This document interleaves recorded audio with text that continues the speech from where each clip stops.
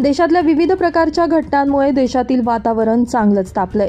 विनाकारण दोन समाजात तेढ निर्माण करण्याचं काम काही लोकांकडून केलं जातंय, असा आरोप MIMनं केला आहे।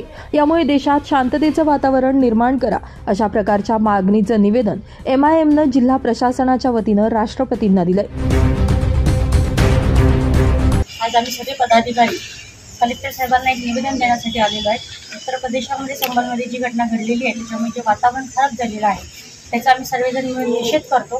350 आणि 400 वर्षापूर्वीचा जे पुरावे देतात आहे, असे पुरावे तर असे भारतामध्ये काढायला गेले तर तिथे जे घरं आहेत, आपल्या साधं डोळ्याचं उदाहरण जर घेतलं तर वपोर्डाच्या जमिनीवर सुद्धा माजी खासदार, माजी उपमहापौर हे सुद्धा राहतात।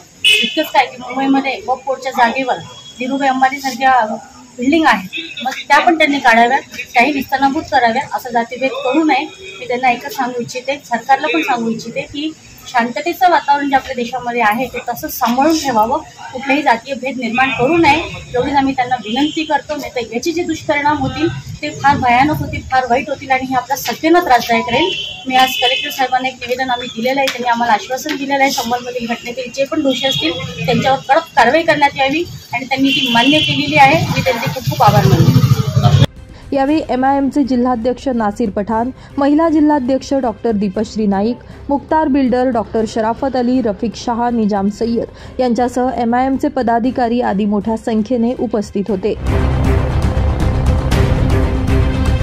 ब्युरो रिपोर्ट, माझा महाराष्ट्र न्यूज, धुळे।